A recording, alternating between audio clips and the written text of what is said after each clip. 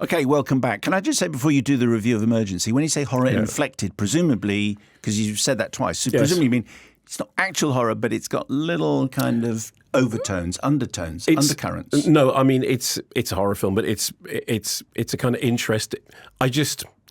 When I do the review, I'll explain to you what I mean by that. Okay, so stay with us for that. Tell us about Emergency. Here we go. Yes, so Emergency is a film, the tagline for which says, it's not what it looks like. It's the new film by Kerry Williams, who made the social media era Romeo and Juliet thing, #J, from a script by Katie DeVilla.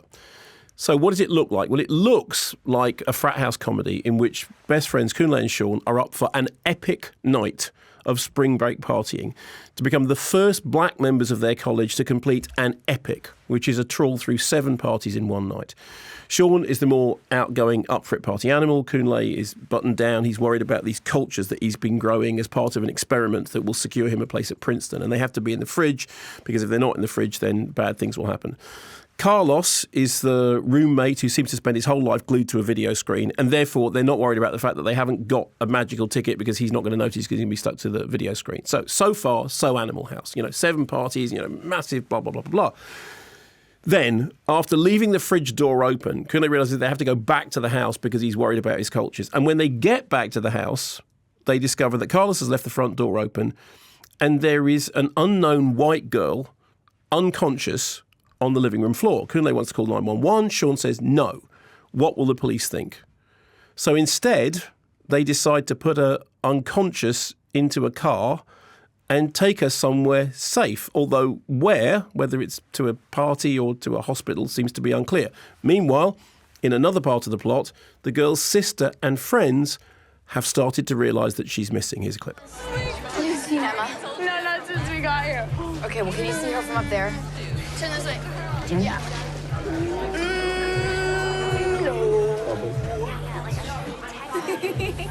Just like call her or something. I called her, Alice. I'm not an idiot. Okay, jeez. Okay, just put me down. Did you see that happening? Did you see it playing out on the screen? No, to be honest, I'd forgotten that there were pictures. I was just listening to the sound. Okay. What should I have noticed? Well, no, it was just that one person was talking to another person at a party. He was sitting on the shoulders of somebody else. I did see that just you at the saw end. that? Okay, just in case nobody understood it. This is kind of Mark explains the clips. Anyway, so she says, I don't know where my sister's gone. We have to try and find her. They discover that they have a phone that can track her phone, and they realise that she is in a car that is driving off with her, okay? So in the press release, it says, what ensues is a chaotic, hilarious and tension-filled chase all over town as our trio grapple with their differences while attempting to bring Emma to safety. Chaotic, hilarious and tension-filled. Is it? The thing is, somewhere in the middle of this, there is a Jordan Peele-style kind of satirical horror parable about police brutality and the underlying racism of apparently liberal white middle-class society. I mean, at one point, the trio end up in a suburban street in which they're basically run off the street by a couple who just imagine that they're drug dealers, and then, despite the fact that they have a Black Lives Matter sign on their lawn, it's like, yes, but not here, not in our street. The problem is, although the film is kind of designed to wrong-foot the audience, there's a clash between the comedy and the growing, and it is the horror that ends up undercutting both of them. So it starts out as a kind of frat boy comedy, then they're suddenly faced with this, what are we going to do? Because if the police turn up, what will the police assume? And then, okay, fine, so let's put her in a car and take her somewhere else. But now her sister thinks she's been kidnapped and she's still unconscious. And the film has got this weird tension in it that it's the stuff that it, I mean, there are a couple of moments in it. There's one sort of moment, like a loss of innocence moment, which is really well done and really kind of presents just a shot of somebody's face as they realise that the world has changed forever. And it's really well done, but it seems to be from a different film. Now, it was interesting to discover that this was expanded from a 2018 short that won prizes at Sundance and South by Southwest, and the feature script was on the 2020 Blacklist, which is the list of most popular unproduced scripts. I have the feeling that this would have worked better as a short film, because I think as a short film you might have been able to sustain that awkward tension between the warring elements. I think at feature length it doesn't work. That is not to say that there aren't interesting things in it. I mean, it's certainly a more interesting film than I thought it was going to be.